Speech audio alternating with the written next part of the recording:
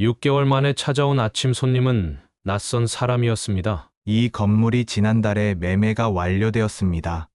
아내는 의식이 들 때마다 미안하다는 말을 반복했습니다. 안녕하세요.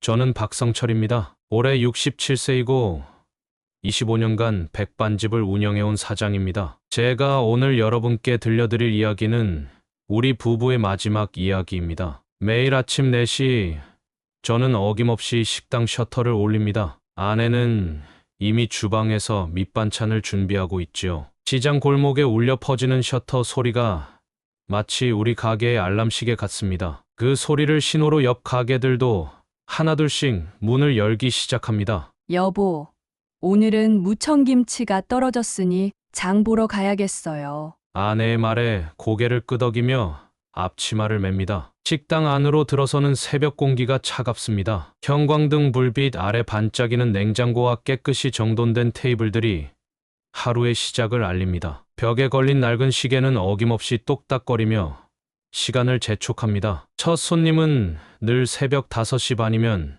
오시는 김씨 아저씨입니다. 시장에서 채소를 떼어다 파는 분이신데 25년째 우리 집 된장국으로 아침을 시작하십니다. 어서 오세요. 복만 아저씨, 오늘도 일찍 나오셨네요. 주방에서는 된장국 끓는 냄새가 구수하게 퍼져 나옵니다. 아내는 항상 첫 손님을 위해 가장 맛있는 된장국을 끓입니다. 그 냄새를 맡으며 복만 씨는 늘 같은 자리에 앉아 신문을 펼치십니다. 채소 도매상을 하시는 그는 우리 식당의 25년 단골이십니다. 시간이 흐르면서 가게는 익숙한 얼굴들로 채워지기 시작합니다. 건설 현장에서 일하시는 동수 아저씨, 시장에서 생선 장사를 하시는 말자 누님, 새벽 배달을 마치고 들르시는 기철 씨까지 장사하시는 분들의 거친 손에는 하루의 고단함이 미리 새겨져 있습니다. 우리 부부는 이웃들에게 든든한 한 끼를 대접하는 것이 자부심이었습니다. 말자 누님이 성철 씨, 영숙 씨, 오늘도 잘 먹었어요라고 말할 때면 그것이 우리에게는 최고의 칭찬이었죠.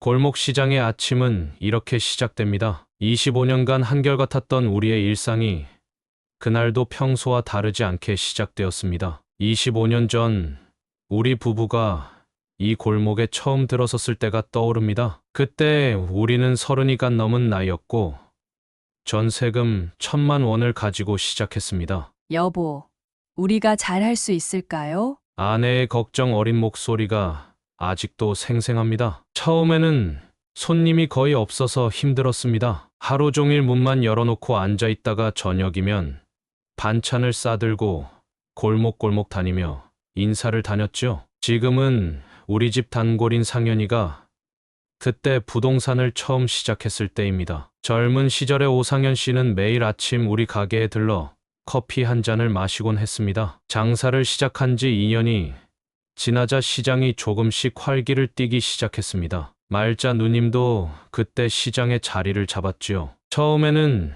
조그만 좌판에서 생선을 팔다가 이제는 시장에서 제일 큰 생선 가게의 사장님이 되었습니다. 우리 부부의 하루는 새벽 3시 반에 시작됐습니다. 나는 시장 입구에서 채소를 받아오고 아내는 그 시각부터 밑반찬을 준비했죠. 12가지 밑반찬을 매일 아침 새로 만드는 것이 우리 집의 자랑이었습니다. 영숙 씨가 담근 깍두기 맛은 우리 어머니 맛이랑 비슷해서 너무 맛있어.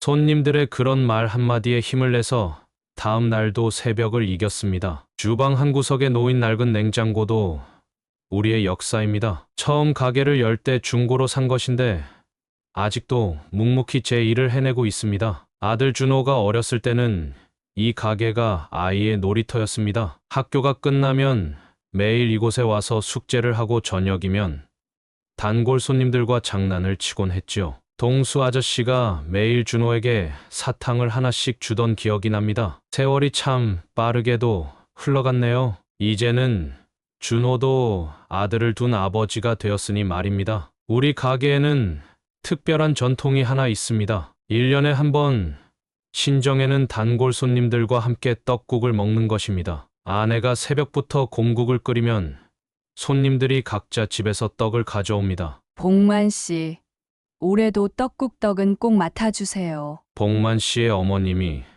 시골에서 직접 만든 가래떡으로 떡국을 끓이면 그 맛은 그야말로 일품입니다. 설날 아침이면 20명 남짓한 단골 손님들이 모여 함께 떡국을 먹으며 덕담을 나눕니다. 가장 기억에 남는 건 3년 전 일입니다. 말자 누님이 갑자기 쓰러져 병원에 실려갔을 때였죠. 그때 동수 아저씨가 앞장서서 가게 문을 닫고 병원으로 달려갔습니다. 보름 동안 우리 모두가 번갈아가며 말자 누님의 가게를 지켰습니다. 이런 게 다 인심이지. 나 아직도 그때 생각하면 눈물이 나. 장사하는 사람들은 가게 문을 하루라도 닫으면 큰일 납니다. 하지만 우리는 서로를 위해 그 정도쯤은 할 수 있었죠. 그게 우리 시장의 인심이었습니다. 상현이는 우리 부부의 든든한 조력자였습니다. 아들 준호가 대학교에 입학할 때 등록금이 부족해 발을 동동 굴렀는데 그때 흔쾌히 돈을 빌려준 것도 상현이었죠. 다들 그렇게 살아온 거 아닙니까? 제가 어려울 때도 성철 씨가 많이 도와주셨잖아요. 우리 가게 단골 손님들은 그저 손님이 아닙니다. 25년 동안 희로애락을 함께 나눈 가족이지요. 서로의 자식 커가는 모습도 지켜보고 어려울 때면 보태주고 기쁠 때면 함께 기뻐해주는 그런 정이 있었기에 우리는 25년을 버틸 수 있었는지도 모릅니다. 시장 상인들은 서로의 살림을 훤히 들여다보는 사이입니다. 매일 아침 6시 시장 입구에서 만나는 상인들의 얼굴을 보면 그날의 장사가 잘 될지 안 될지 알 수 있었습니다. 오늘은 길마담 얼굴이 밝네. 아들이 소방관 시험 붙었나 봐. 건어물 가게 하시는 기록순 여사는 아들 하나를 키우는 홀어머니입니다. 그 아들이 소방관이 되겠다고 3년을 도전했죠. 시험 볼 때마다 우리 시장 상인들 모두가 기도하다시피 했습니다. 다들 우리 애 생각해줘서 그런가 봐. 드디어 됐어요. 됐어. 그날 저녁 시장 안 우리 가게에 상인들이 모였습니다. 나는 막걸리 한 병을 내놓았고 옆 가게 순대집 달순 씨가 순대 한 접시를 가져왔죠. 이런 날 아니면 우리가 언제 한번 편하게 술 한잔 하겠어. 마시자고? 우리는 밤늦게까지 이야기를 나눴습니다. 누군가의 기쁨이 우리 모두의 기쁨이 되는 곳? 그게 바로 우리 골목시장입니다. 그렇게 시장 상인들끼리는 서로 도우며 삽니다. 말자 누님이 주는 생선 한 마리면 우리는 점심 한 끼로 답례합니다. 그게 우리 시장의 오랜 방식입니다. 성철 씨, 오늘은 고등어가 참 좋아요. 점심 때 몇 마리 챙겨갈 테니 맛있게 구워줘. 겨울이면 시장 골목이 추워서 힘듭니다. 하지만 서로가 있어 버틸 만합니다. 복만 씨네 가게에서 들려오는 라디오 소리, 달순 씨네 순대국 냄새가 골목을 따뜻하게 채웁니다. 시장 사람들은 각자의 방식으로 정을 나눕니다. 누군가 아프면 발길이 뜸해진 가게 앞을 서성이다 들어가 봅니다. 기쁜 일이 있으면 퇴근길에 막걸리 한 잔 나눕니다. 말은 안 해도 서로의 사정을 알고 지내는 게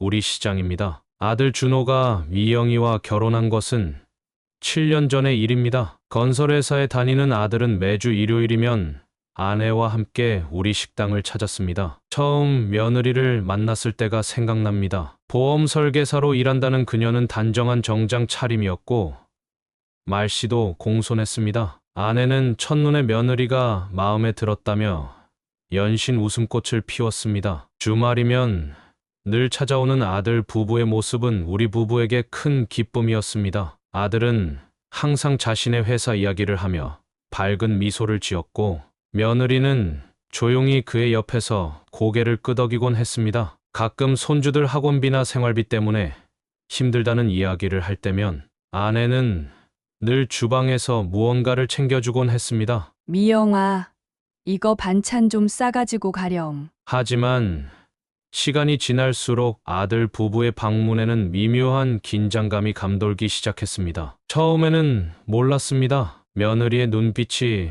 조금 흔들리고 아들의 어깨가 점점 처지는 것을, 대화 속에서 돈 이야기가 조금씩 더 많아지는 것도 그저 흘려들었습니다. 사업 투자니, 아이들 교육비니, 전세 자금이니, 그럴 때마다 아내는 통장을 들여다보며 한숨을 쉬었습니다. 식당이 잘 되는 것처럼 보였지만 사실 우리도 그리 여유롭지는 않았습니다. 시장 임대료는 해마다 올랐고 재료값도 많이 올랐습니다. 그래도 아들 내외의 부탁을 매번 거절할 수는 없었습니다. 밤늦게 귀가하는 길에 아내와 나는 자주 이야기를 나눴습니다. 우리가 번 돈으로 아들 내외를 돕는 게 과연 옳은 일인지, 이러다 우리의 노후는 어떻게 될지. 그러던 어느 날 아들이 평일 오후에 불쑥 찾아왔습니다. 평소와 다른 왠지 모를 긴장감이 느껴졌습니다. 그날의 방문이 우리의 25년 세월을 완전히 뒤바꿔 놓을 줄은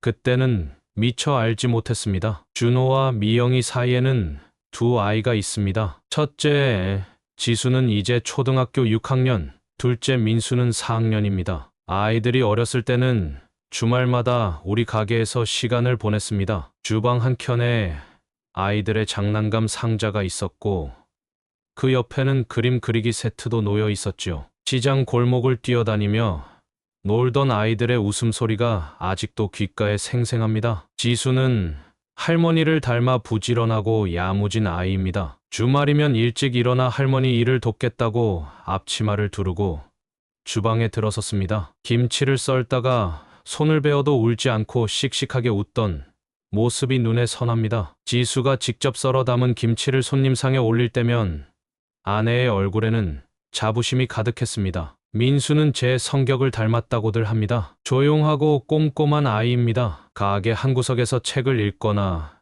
그림을 그리면서 시간을 보내곤 했죠. 어느 날은 시장 풍경을 그린 그림을 제게 선물했는데 그 그림은 아직도 제 방 벽에 걸려 있습니다. 까맣게 그린 시장 골목 사이로 밝은 색깔의 과일들이 반짝이는 모습이 우리 시장의 모습을 정확히 담아냈더군요. 우리 민수는 나중에 화가가 돼도 아주 잘하겠는걸? 그런 말을 건넸을 때 아들 부부의 표정이 굳어지던 것을 기억합니다. 예체능은 안 된다며 공부에 전념해야 한다고 했습니다. 그때부터였을까요? 아이들의 주말 방문이 뜸해지기 시작한 것은 학원을 다녀야 한다는 이유로, 주말에도 학교에 가야 한다는 이유로 점점 발걸음이 멀어졌습니다. 가끔 시장에서 마주치는 단골 손님들이 손주들 소식을 물을 때면 마음이 무거워집니다. 지수는 이제 중학교 입학을 앞두고 있고 민수는 5학년이 된다고 했습니다. 하지만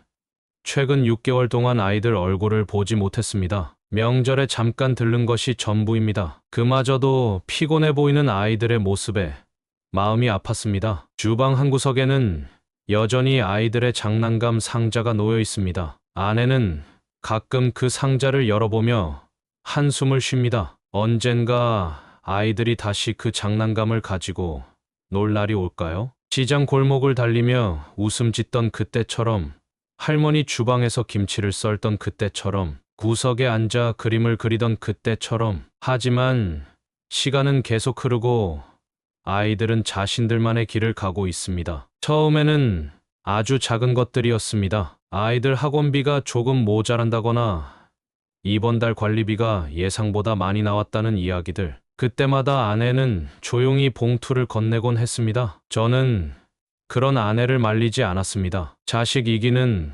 부모가 어디 있겠습니까? 하지만 시간이 지날수록 금액은 점점 커져갔습니다. 처음에는 100만 원, 200만 원이던 것이 어느새 1000만 원, 2천만 원이 되었습니다. 아들은 늘 투자 이야기를 했습니다. 조금만 더 보태주면 큰 돈을 벌 수 있다고.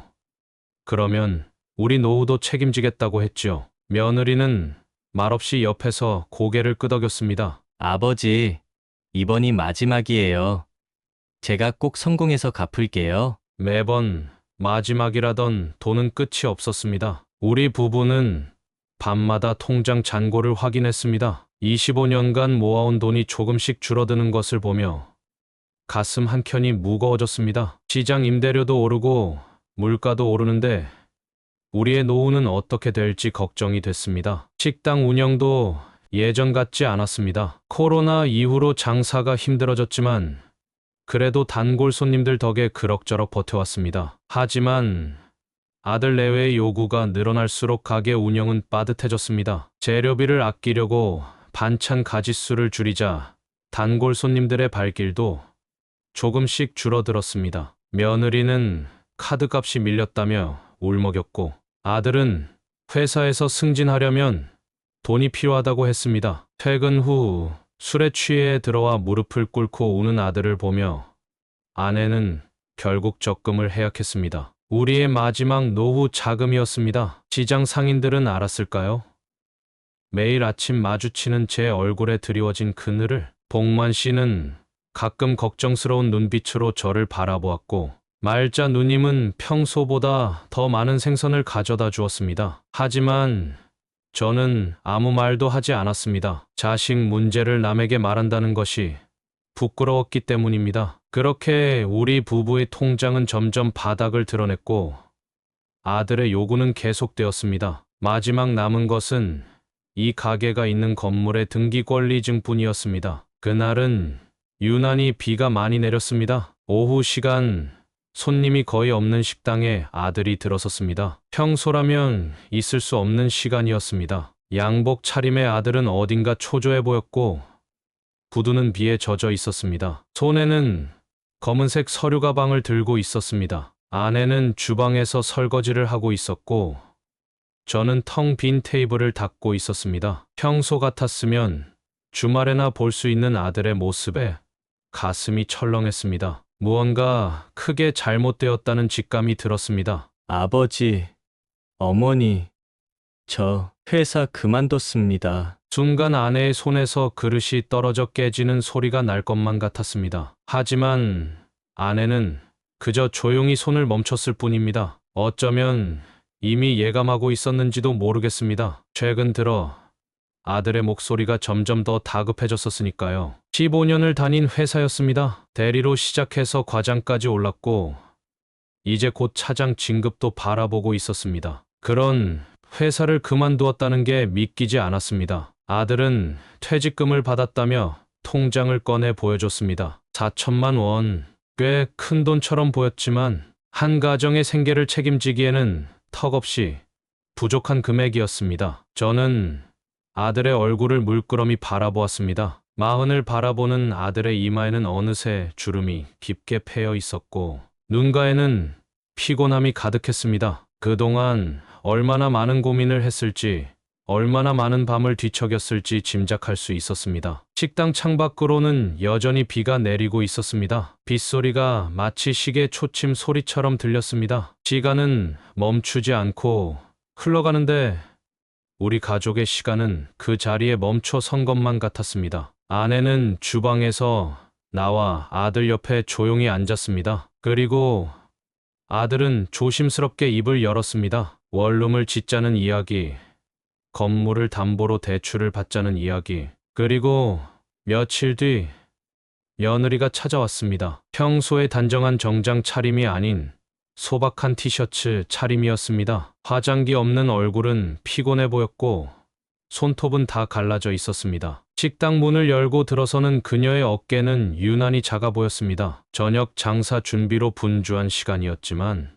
아내는 주방 일을 멈추고 며느리를 안쪽 방으로 안내했습니다. 저는 잠시 망설이다가 문 밖에 서서 귀를 기울였습니다. 아내와 며느리의 이야기가 희미하게 들려왔습니다. 어머님, 더는 방법이 없어요. 카드 빚이 5천만 원이 넘어요. 처음 듣는 이야기였습니다. 며느리는 흐느끼며 지난 2년간의 이야기를 털어놓았습니다. 아이들 학원비를 감당하기 위해 카드를 돌려막기 했다는 것, 남편 몰래 대출을 받았다는 것, 보험 실적을 채우지 못해 수입이 거의 없다는 것. 한숨 섞인 고백이 이어질수록 제 마음도 무거워졌습니다. 문틈 사이로 보이는 며느리의 뒷모습이 떨리고 있었습니다. 그동안 몰랐던 현실이 차례로 드러날 때마다 가슴 한편이 무너져 내렸습니다. 아이들이 영어학원도 끊었다는 것, 이번 달 학원비를 내지 못해 독촉 전화를 받고 있다는 것, 며느리의 흐느낌 사이로 지폐를 세는 소리가 들렸습니다. 아내가 비상금을 꺼내는 소리였습니다. 노후를 위해 장롱 속에 몰래 모아둔 돈이었습니다. 저는 말리고 싶었지만 발걸음이 떨어지지 않았습니다. 해가 저물어 갔습니다. 시장 골목에는 하나 둘 불빛이 켜지기 시작했습니다. 며느리는 눈이 붓도록 울다가 돌아갔습니다. 아내는 그날 밤 유난히 오래 설거지를 했습니다. 물소리에 묻혀 흐느끼는 소리가 들린 것 같기도 했습니다. 그날 이후 저는 자주 꿈을 꾸었습니다. 아이들이 학교 앞에서 우두커니 서 있는 꿈, 며느리가 카드 고지서를 들고 울고 있는 꿈, 아들이 빈 사무실에 홀로 앉아 있는 꿈, 모두 가슴 아픈 꿈이었습니다. 하지만 현실은 꿈보다 더 가혹했습니다. 그날 밤 아내는 처음으로 잠자리에 들기 전 소주를 꺼냈습니다. 25년 결혼 생활 동안 단 한 번도 본 적 없는 광경이었습니다. 소주잔을 채우는 아내의 손이 미세하게 떨렸습니다. 달빛이 흐르는 창가에 앉아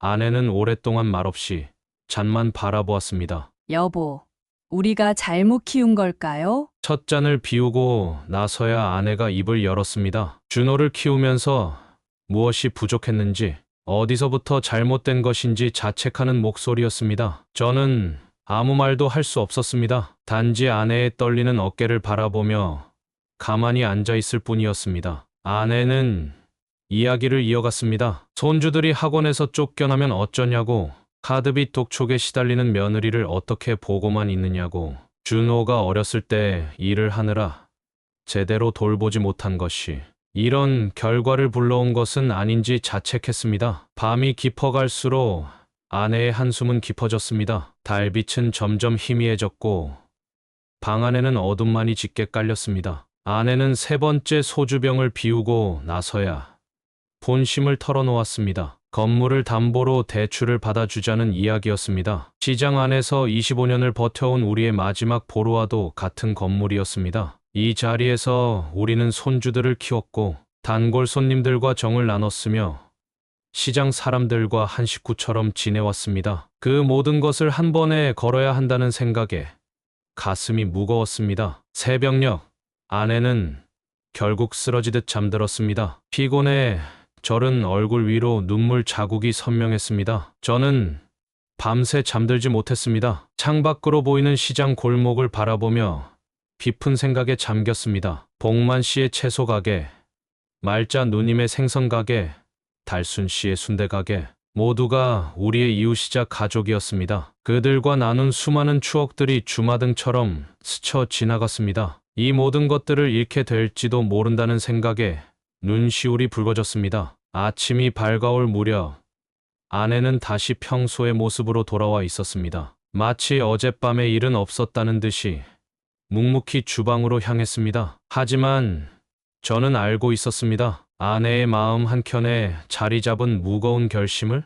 며칠 후 저녁, 우리 가족은 25년 만에 처음으로 가게 문을 일찍 닫았습니다. 상현이가 소개해준 법무사가 가져온 서류들이 테이블 위에 놓여 있었습니다. 형광등 불빛 아래 하얀 서류들이 차갑게 빛났습니다. 건물 증여 계약서, 근저당 설정 계약서, 차용 계약서, 낯선 법률 용어들이 가득한 서류들을 보며 가슴이 답답해졌습니다. 법무사는 천천히 서류의 내용을 설명했습니다. 건물의 소유권을 아들에게 넘기고 그것을 담보로 3억 원의 대출을 받는다는 내용이었습니다. 아버지, 제가 꼭 성공해서 은혜를 갚겠습니다. 아들은 고개를 숙인 채 말했습니다. 며느리는 구석에서 손수건으로 눈물을 훔쳤고 아내는 묵묵히 도장을 준비했습니다. 제 손은 자꾸만 떨려왔습니다. 25년간 우리 부부의 전부였던 이 건물을 내어주는 일이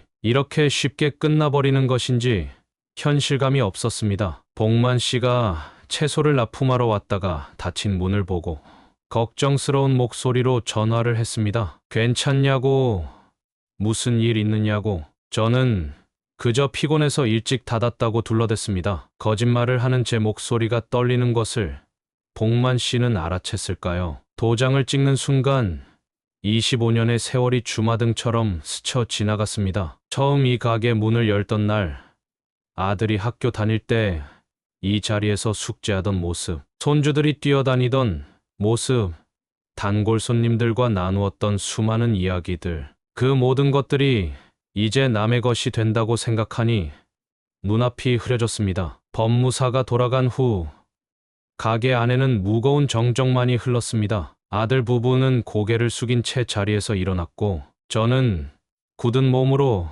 그들을 배웅했습니다. 문을 닫고 돌아서는 아들의 뒷모습이 왠지 낯설어 보였습니다. 그날 밤 아내와 나는 오랫동안 가게 안을 둘러보았습니다. 모든 것이 그대로인데 왠지 모든 것이 달라진 것 같았습니다. 벽에 걸린 낡은 시계마저 평소와 다른 소리로 흘러가는 것 같았습니다. 건물 증여 이후 처음 한 달은 그럭저럭 잘 지나갔습니다. 아들은 약속대로 매달 1일에 월세를 보내왔고 가끔 전화도 했습니다. 손주들 학원비도 잘 내고 있다며 카드빚도 갚았다고 했습니다. 아내는 그 말을 듣고 안도의 한숨을 쉬었습니다. 하지만 두 번째 달부터 조금씩 이상한 낌새가 보이기 시작했습니다. 약속한 날짜가 되어도 월세가 들어오지 않았고 전화도 잘 받지 않았습니다. 문자를 보내면 곧 보내드리겠습니다. 라는 짧은 답장만 돌아왔습니다. 여보, 준호는 전화도 안 받고 무슨 일 있는 걸까요? 세 번째 달, 아들 부부의 집으로 찾아갔습니다. 아파트 현관 앞에서 한참을 망설였습니다. 손주들 얼굴이라도 보고 싶었지만 초인종을 누르는 순간 아무도 없다는 것을 직감했습니다. 우편함은 전단지로 가득 차 있었고 문 손잡이에는 먼지가 쌓여 있었습니다. 시장으로 돌아오는 길, 발걸음이 무거웠습니다. 가게 앞에 서자 복만 씨가 걱정스러운 눈빛으로 다가왔습니다. 최근 아들 내외가 보이지 않는다며 손주들은 잘 크고 있냐고 물었습니다. 저는 그저 웃으며 괜찮다고 답했지만 가슴 한켠이 무너져 내렸습니다. 네 번째 달, 더 이상 아들의 문자 답장도 오지 않았습니다. 전화는 불통이었고 메시지는 읽지 않은 채로 쌓여갔습니다. 며느리의 보험회사에 문의해보니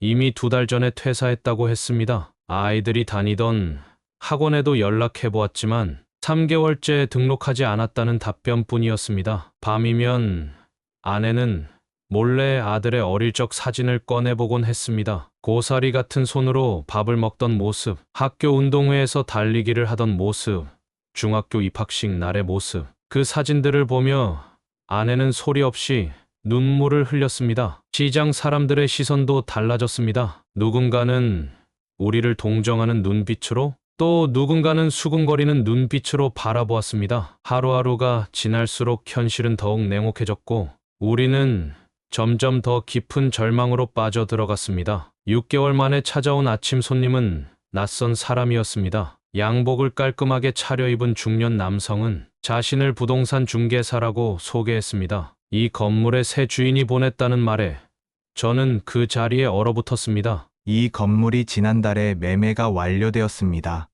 새 주인께서 2개월 후부터 리모델링을 시작하신다고 해서 말씀드리러 왔습니다.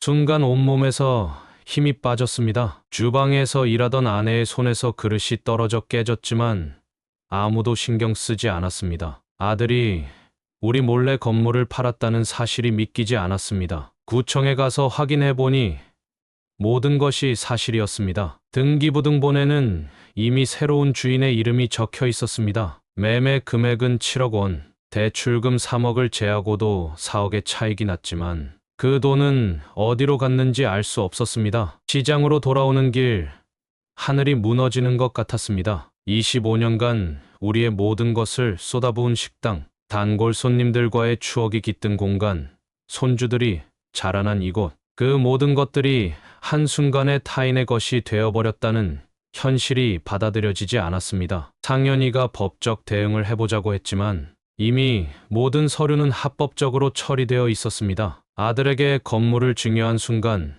우리는 더 이상 어떤 권리도 주장할 수 없게 된 것입니다. 가게로 돌아와 보니 아내는 주방 구석에서 울고 있었습니다. 깨진 그릇 조각을 하나하나 주워 담으며 흐느끼는 모습이 가슴을 찢었습니다. 25년간 매일 아침 일찍 일어나 이곳에서 반찬을 만들고 손님들의 밥을 챙기던 그녀의 일상이 이제 끝나버린 것입니다. 시장 사람들은 우리의 사정을 알게 되자 말을 잃었습니다. 복만 씨는 한숨만 쉬었고 말자 누님은 주먹을 불끈 쥐었다 폈다 했습니다. 달순 씨는 눈물을 훔쳤습니다. 그들도 우리와 같은 자영업자였기에 이 상황이 얼마나 절망적인지 잘 알고 있었을 것입니다. 이제 우리에게 남은 시간은 단 2개월. 그 짧은 시간 동안 우리는 25년의 삶을 정리해야 했습니다. 하지만 그보다 더 아픈 것은 이 모든 일이 우리가 그토록 사랑하고 믿었던 아들이 저지른 일이라는 사실이었습니다. 리모델링 시작까지 남은 2개월은 눈 깜짝할 사이에 지나갔습니다. 마지막 날 우리는 25년간 모아온 살림살이를 정리해야 했습니다. 대형 냉장고와 업소용 가스레인지는 중고상의 헐값에 넘겼고 그나마 쓸만한 그릇들은 상자에 담았습니다. 가장 힘든 건 단골 손님들과의 작별이었습니다. 복만 씨가 매일 아침 앉던 자리, 말자 누님이 즐겨 먹던 된장찌개, 달순 씨가 퇴근길에 들러 막걸리 한잔 하던 구석자리, 모든 것이 추억으로 남게 되었습니다. 짐을 싸는 동안 아내는 한마디도 하지 않았습니다. 다만 주방의 모든 것을 닦고 또 닦았습니다. 마지막으로 이 공간을 깨끗이 치우고 싶다는 마음이었겠죠. 마지막 걸레질을 하는 아내의 뒷모습이 유난히 작아 보였습니다. 시장 끝자락에 있는 반지하 월세방이 우리의 새로운 보금자리가 되었습니다. 보증금 500만 원에 월세 35만 원. 그나마 상현이가 급하게 찾아준 방이었습니다. 25년 동안 한 번도 살아본 적 없는 반지하였지만 이제는 그마저도 감지덕지였습니다. 좁은 방에 살림살이를 옮기는 동안 창문으로 사람들의 발걸음만 보였습니다. 습기 찬 벽지는 군데군데 떠 있었고 방 한 구석에선 곰팡이 냄새가 났습니다. 업소용 그릇들은 이제 이 작은 방에서 무용지물이 되어버렸습니다. 밤이 되자 천장에서는 위층 사람들의 발소리가 들렸습니다. 매일 새벽 3시면 일어나 장사 준비를 하던 우리였는데 이제는 그저 남의 발소리에 잠을 설치는 신세가 되었습니다. 아내는 이불을 뒤집어 쓴 채 흐느꼈고 저는 그런 아내를 바라보며 한숨만 내쉬었습니다. 창문 밖으로 지나가는 사람들의 발걸음 소리가 점점 더 크게 들렸습니다. 매일 아침 우리가 준비한 밥을 기다리던 손님들은 이제 어디서 아침을 해결할까? 문득 그런 생각이 들었습니다. 하지만 그보다 더 아픈 것은 우리가 그토록 사랑했던 아들이 우리를 이렇게 만들었다는 현실이었습니다. 반지하 생활이 2주째 되던 날 아내가 갑자기 쓰러졌습니다. 습한 공기 때문인지 며칠째 기침이 심했는데 아침에 일어나 보니 온몸에 열이 심하게 나고 있었습니다. 평생 아픈 소리 한 번 하지 않던 사람이었는데 이제는 숨쉬기조차 힘들어했습니다. 근처 의원에서는 단순 감기라며 약을 지어줬지만 상태는 나아지지 않았습니다. 밤이면 더 심해지는 기침 소리에 윗집에서 항의가 들어왔고 아내는 이불로 입을 막은 채 눈물을 흘렸습니다. 여보, 미안해요. 내가 이렇게 누워만 있어서. 3주째가 되자 상황은 더 나빠졌습니다. 아내는 자다가도 숨이 막힌다며 벌떡벌떡 일어났고 얼굴은 점점 파리해져 갔습니다. 종합병원에 가보니 폐렴 초기 증상이라고 했습니다. 습기 찬 환경이 병을 키웠다는 의사의 말에 가슴이 무너져 내렸습니다. 입원비를 마련하기 위해 은행을 찾았지만 신용등급이 낮아진 우리에게는 더 이상의 대출이 불가능했습니다. 남은 건 시장 사람들 뿐이었습니다. 복만 씨가 먼저 나서서 200만 원을 빌려주었고 말자 누님도 도움을 주었습니다. 병실에 누운 아내는 날이 갈수록 야위어 갔습니다. 25년간 한 번도 쉬지 않고 일했던 그 손은 이제 링거 줄을 붙잡은 채 힘없이 놓여 있었습니다. 매일 새벽이면 반찬을 만들던 그 손으로 이제는 숟가락 하나 들기도 힘들어했습니다. 의사는 우울증 증세도 있다고 했습니다. 밤이면 아내는 자주 이상한 소리를 했습니다. 아들 준호 이름을 부르며 울기도 하고 손주들 학원비 걱정을 하기도 했습니다. 잠든 아내의 얼굴을 바라보며 저는 매일 밤 눈물을 삼켰습니다. 병원비는 감당하기 힘들 정도로 불어났고 월세도 밀리기 시작했습니다. 하루하루가 지옥 같았지만 그래도 아내만은 살려야 했습니다. 25년을 함께 해온 내 반쪽이었으니까요. 하지만 세상은 우리에게 한 번의 여유도 허락하지 않았습니다. 병원비를 마련하지 못해 끙끙대던 날 이상한 꿈을 꾸었습니다. 시장 골목을 걷다가 커다란 똥을 밟는 꿈이었습니다. 평소 같았으면 그냥 잊어버렸을 꿈이지만 그날은 달랐습니다. 아내가 입원해 있는 병실 의자에서 깨어나자마자 몸이 저절로 움직였습니다. 병원 앞 복권 판매점으로 향하는 발걸음이 무거웠습니다. 밀린 병원비가 2천만 원을 넘어섰고 시장 사람들에게 빌린 돈도 갚아야 했습니다. 처음 사시는 것 같은데 연금 복권도 한 장 사보시겠어요? 지갑에 남아있던 마지막 현금인 1만 원으로 로또 5천 원어치와 연금 복권 5천 원어치를 샀습니다. 복권을 고르는 동안 아내의 얼굴이 계속 떠올랐습니다. 병실로 돌아와 보니 아내는 여전히 잠들어 있었습니다. 창백한 얼굴로 산소 호흡기를 달고 누워있는 모습을 보며 제가 방금 한 선택이 옳은 것인지 다시 한번 가슴이 무거워졌습니다. 복권은 베개 밑에 넣어두었습니다. 그리고 매일 밤 잠들기 전에 기도했습니다. 처음으로 하느님께 매달렸습니다. 단 한 번만이라도 기적이 일어나게 해달라고, 아내를 살려달라고, 우리에게 마지막 기회를 달라고. 목요일 연금 복권 당첨 번호가 발표될 시간이 다가왔습니다. 손이 떨려서 복권을 제대로 들지도 못했습니다. TV를 보며 번호를 하나하나 확인하는 순간 제 눈을 의심할 수밖에 없었습니다. 2등이었습니다. 매달 100만 원씩 세금을 제하면 78만 원씩 10년간 받을 수 있는 금액이었습니다. 이제 남은 것은 토요일 로또 추첨뿐이었습니다. 첫 번째 기적이 일어난 후라 마음이 더욱 조급해졌습니다. 또 한 번의 기적이 일어난다면 아내를 더 좋은 병원으로 옮길 수 있을 텐데. 그런 생각을 하며 토요일을 기다렸습니다. 목요일 밤의 연금 복권 당첨 소식에 한숨 돌리는 것도 잠시, 더 큰 기적을 바라며 토요일을 기다렸습니다. 매달 78만 원씩 10년도 적은 돈은 아니지만 아내의 치료비를 생각하면 아직 부족했습니다. 남은 로또 한 장에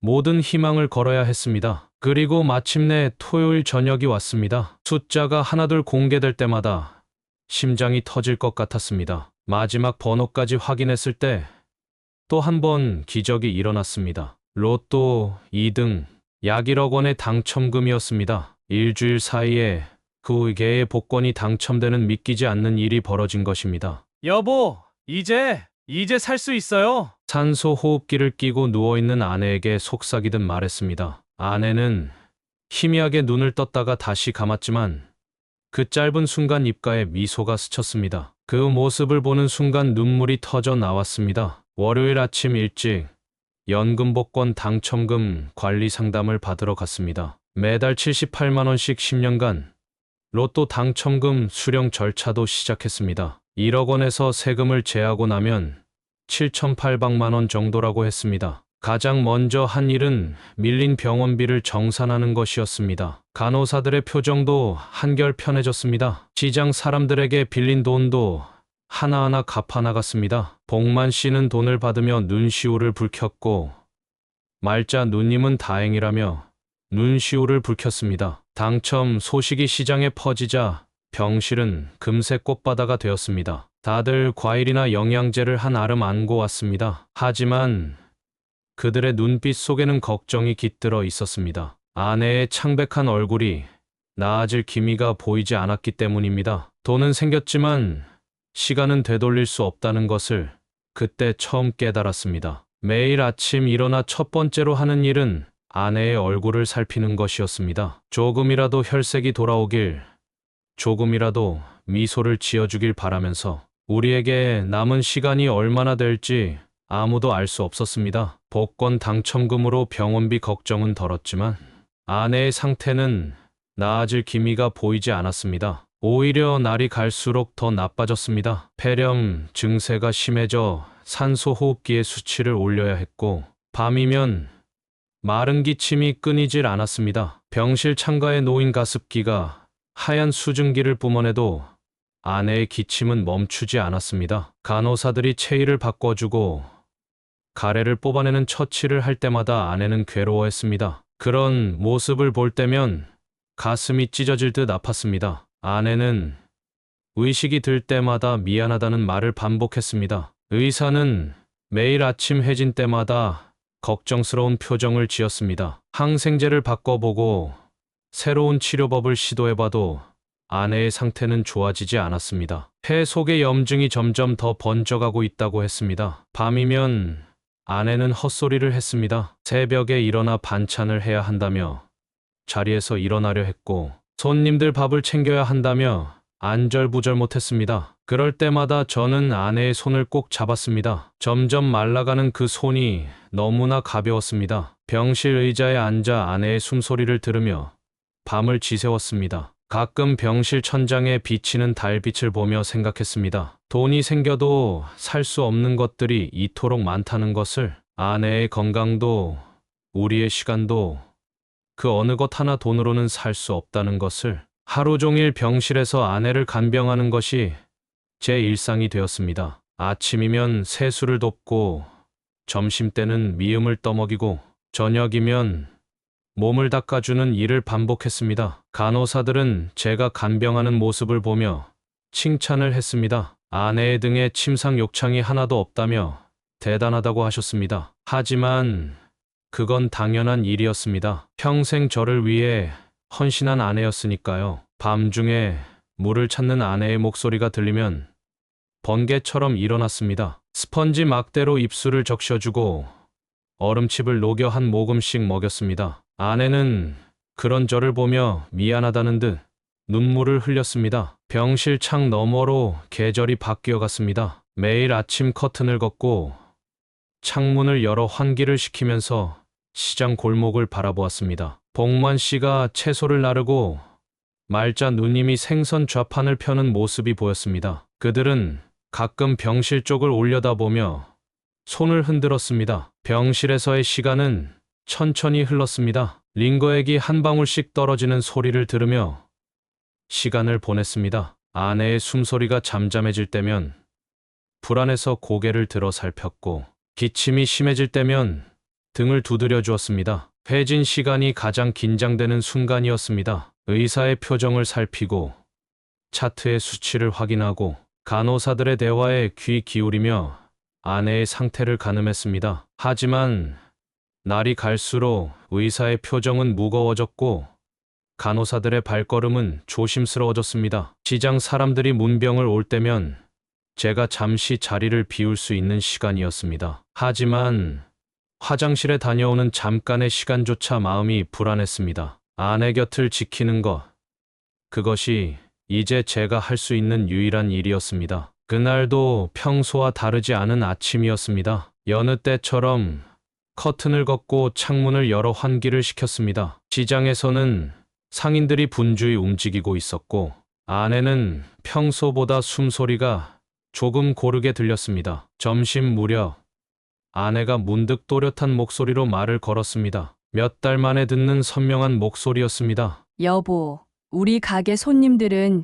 이제 어디 가서 밥을 먹을까요? 그 말을 듣는 순간 가슴이 먹먹해졌습니다. 아내는 잠시 숨을 고르더니 이야기를 이어갔습니다. 복만 씨의 아침 된장국은 누가 끓여주냐고, 말자 누님 점심은 어떻게 해결하냐고. 그러다 문득 아들 이야기를 꺼냈습니다. 준호가 어렸을 때 가게 한 구석에서 숙제하던 모습, 손주들이 주방에서 장난치던 모습, 아들 내외가 일요일마다 찾아오던 때, 그 이야기를 하는 아내의 눈에서는 눈물이 흘렀습니다. 저는 아무 말도 하지 못한 채 그저 아내의 마른 손을 잡고 있었습니다. 해가 저물 무렵 아내의 숨소리가 갑자기 거칠어졌습니다. 간호사를 부르고 의사가 달려왔지만 아내의 안색은 점점 창백해져 갔습니다. 심전도의 삐 소리가 불규칙하게 울리기 시작했고 의료진들이 분주히 움직였습니다. 마지막 순간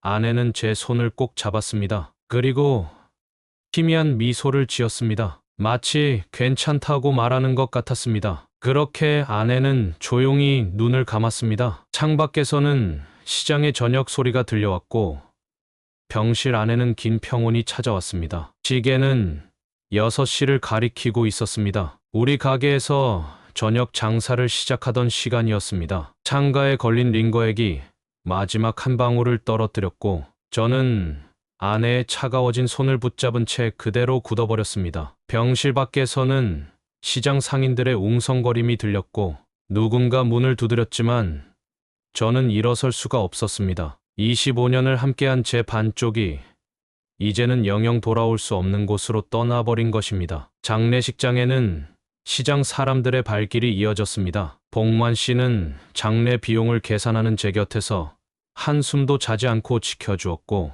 말자 누님은 문상객들 식사를 도맡아 준비했습니다. 달순 씨는 부고를 돌리고 조화를 주문하는 일을 해주었습니다. 하지만 정작 아들의 모습은 보이지 않았습니다. 여기저기 수소문해 보았지만 연락이 닿지 않았습니다. 지신을 염하고 수의를 입히는 동안 옆자리에는 아들 대신 상현이가 제 손을 잡아주었습니다. 성철 씨, 이제 좀 쉬세요. 제가 지킬 테니. 장례 기간 내내 시장은 조용했습니다. 평소 시끌벅적하던 골목이 마치 장막에 덮인 듯 숙연했습니다. 아내와 함께 25년을 일군 우리 가게 자리는 이제 낯선 간판이 걸려 있었습니다. 빈소에는 아내가 평생 쓰던 앞치마를 함께 모셨습니다. 그 앞치마에는 25년의 세월이 고스란히 담겨 있었습니다. 반찬을 만들다 튄 기름 자국, 설거지하다 묻은 물자국, 손님들과 웃으며 보낸 시간의 흔적들. 영정 사진 속 아내는 그 앞치마를 메고 환하게 웃고 있었습니다. 장례를 마치고 화장터로 가는 길, 하늘은 유난히 맑았습니다. 시장 사람들이 한 줄로 서서 마지막 인사를 했습니다. 그들의 눈가에는 모두 눈물이 고여 있었습니다. 우리 식당 단골들도 와서 절을 했습니다. 아침마다 된장국을 먹던 손님들, 점심때면 백반을 먹으러 오던 이웃들, 화장이 끝나고 유골함을 받아들었을 때 그제야 현실감이 밀려왔습니다. 이 작은 함 속에 25년을 함께한 아내의 모든 것이 담겨 있다는 게 믿기지 않았습니다. 골목시장 뒷산에 있는 납골당으로 향하는 차 안에서 저는 유골함을 꼭 끌어안았습니다. 시장 사람들은 제가 반지하 방으로 돌아가는 것을 말렸습니다. 하지만 저는 고집을 부렸습니다. 그곳에는 아직 아내의 체온이 남아있을 것 같았기 때문입니다. 반지하 방으로 돌아온 첫날, 집 안에는 아내의 흔적이 그대로였습니다. 병원에 급하게 가느라 개지 못한 이불, 마지막으로 갈아입으려다 못 입은 옷, 화장대 위에 놓인 빗에는 아내의 머리카락이 몇 올 남아 있었습니다. 하지만 아내의 온기만은 이미 사라진 뒤였습니다. 아침이 되어도 더 이상 일어날 이유가 없었습니다. 25년 동안 매일 새벽에 일어나 장을 보러 가던 일과가 사라졌습니다. 시계 소리만 덩그러니 울리는 방 안에서 저는 이불을 덮은 채 눈만 뜨고 누워있곤 했습니다. 여보, 오늘은 뭘 해야 하나요? 혼잣말처럼 중얼거리면 대답 없는 정막만이 돌아왔습니다. 창문으로 들어오는 발걸음 소리에 귀를 기울이다가 문득 시장으로 향했습니다. 하지만 이제는 더 이상 우리의 가게가 없었습니다. 공사장 울타리가 쳐진 그곳에서 한참을 멍하니 서 있다가 돌아왔습니다. 연금 복권으로 나오는 매달 78만 원으로는 근근히 생활할 수 있었습니다. 로또 당첨금은 대부분 병원비와 장례비로 나갔고 남은 돈으로는 조그만 적금을 들었습니다. 돈 걱정은 없었지만 하루하루가 너무 길었습니다. 시장 사람들이 가끔 들여다보곤 했습니다. 복만 씨는 채소를 가져다 주었고 말자 누님은 생선을 들고 왔습니다. 하지만 저는 대부분 문을 잠그고 지냈습니다. 그들의 걱정 어린 눈빛을 마주하는 것이 괴로웠기 때문입니다. 밤이면 아내가 쓰던 물건들을 만졌습니다. 앞치마,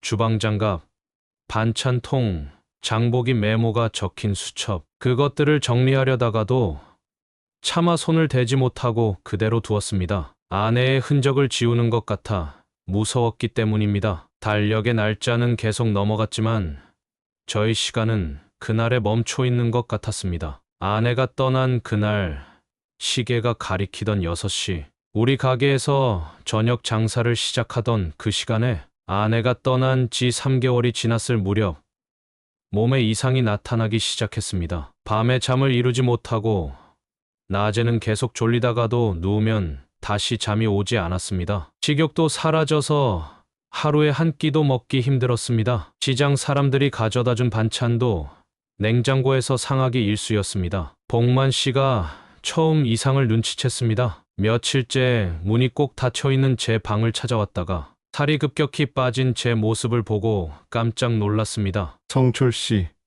이러다 당신마저 영숙 씨 따라가겠어요. 병원부터 가봅시다.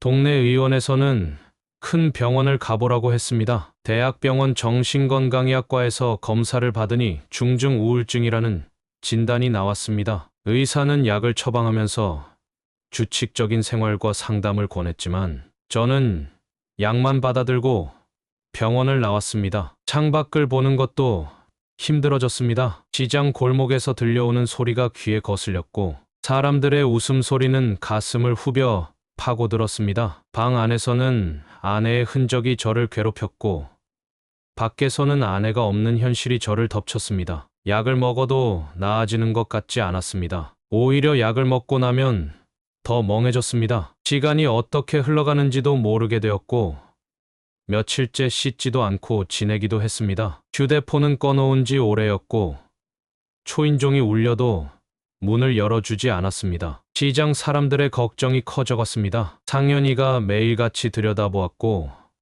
말자 누님은 문 앞에 반찬을 두고 갔습니다. 하지만 저는 점점 더 깊은 어둠 속으로 빠져들었습니다. 아내가 쓰던 물건들을 바라보며 밤새 눈물을 흘리다가 아침이 되면 다시 이불 속으로 파고드는 날들이 이어졌습니다. 상현이가 요양원 이야기를 꺼냈을 때 처음에는 완강히 거부했습니다. 반지하 방에는 아내의 흔적이 남아있는데 그곳을 떠나는 건 마치 아내를 또 한 번 떠나보내는 것 같았기 때문입니다. 하지만 제 건강은 날이 갈수록 나빠졌고 혼자 생활하는 것이 점점 더 힘들어졌습니다. 시장 골목 뒷산에 있는 요양원은 아내가 잠든 납골당과 가까웠습니다. 매달 나오는 연금복권 당첨금으로 생활비를 충당할 수 있었고 적금도 조금 있었습니다. 상현이는 요양원과 이것저것 상담을 해주었고 입소 수속도 도와주었습니다. 아내의 물건들을 정리하는 일이 가장 힘들었습니다. 한 물건 한 물건에 추억이 깃들어 있었기에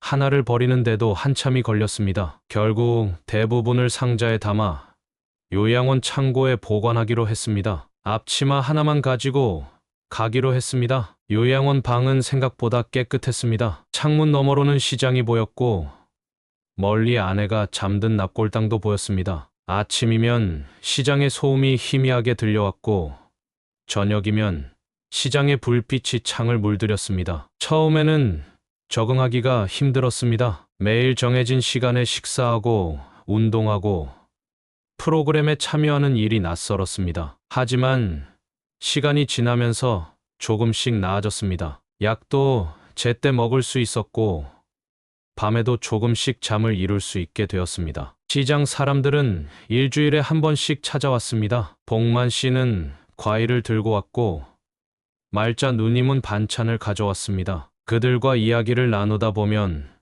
가끔은 옅은 미소도 지을 수 있었습니다. 비록 제 인생의 마지막 정거장이 될지도 모르는 곳이었지만 이제는 그것을 받아들일 수 있게 되었습니다. 요양원에 입소한 지 3개월이 지났을 때 상현이가 아들 소식을 전해왔습니다. 원룸 사업은 실패했고 대출금을 갚지 못해 신용불량자가 되었다고 했습니다. 며느리와는 이혼했고 손주들은 며느리가 데리고 다른 지역으로 갔다고 했습니다. 소식을 들은 며칠 동안 잠을 이루지 못했습니다. 아들을 찾아 나서고 싶은 마음도 있었지만 몸이 따라주지 않았습니다. 그저 창밖을 바라보며 한숨만 내쉴 뿐이었습니다. 복만 씨가 역 근처에서 아들을 봤다는 이야기도 들려왔습니다. 허름한 차림으로 혼자 술을 마시고 있었다고 합니다. 말자 누님도 아들을 보고 말을 걸어보려 했지만 아들은 고개를 푹 숙인 채 도망치듯 사라졌다고 했습니다. 시장 사람들은 제게 아들 이야기를 꺼내지 않으려 애썼습니다. 하지만 그들의 눈빛에서 안타까움이 묻어났고 저는 그 눈빛이 더 아팠습니다. 모든 것이 제 잘못인 것만 같았습니다. 아내를 먼저 보내고 아들마저 잃어버린 못난 아비였습니다. 요양원 창가에 앉아 시장을 바라봅니다. 복만 씨가 채소를 나르고 말자 누님이 생선을 손질하는 모습이 보입니다. 25년 동안 우리 부부가 지켜보던 그 풍경은 여전히 그 자리에 있습니다. 우리가 아들을 너무 믿었던 걸까요?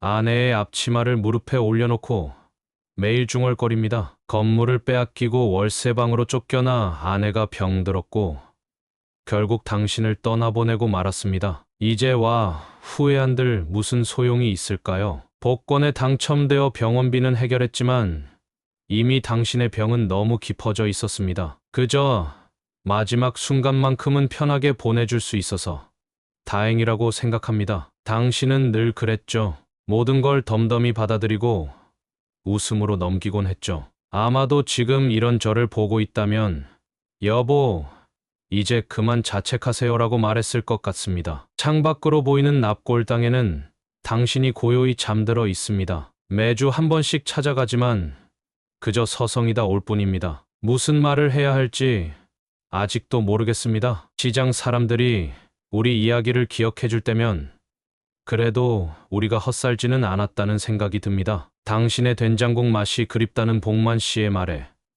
가슴 한켠이 따뜻해지기도 합니다. 이제는 알 것 같습니다. 돈도 건물도 다 필요 없었다는 걸. 그저 당신과 함께하는 평범한 일상, 그것이 가장 큰 행복이었다는 걸. 당신 곁에 있던 그 소소한 일상이 제게는 가장 큰 행복이었다는 걸 이제야 깨닫습니다. 정다운 사랑방을 찾아주신 여러분, 오늘도 가슴 먹먹한 이야기를 들으셨죠? 우리 주변의 이웃들이 얼마나 소중한지 다시 한번 생각하게 되는 시간이었습니다. 성철님의 앞날에 작은 행복이라도 찾아오길 바라는 마음을 댓글로 남겨주세요. 구독과 좋아요는 우리 모두에게 전하는 작은 희망입니다. 구독 버튼을 누르시면 더 많은 이웃들의 이야기로 찾아뵙겠습니다. 2025년 을사년 여러분 모두의 가정에 건강과 행복이 가득하시길 바랍니다.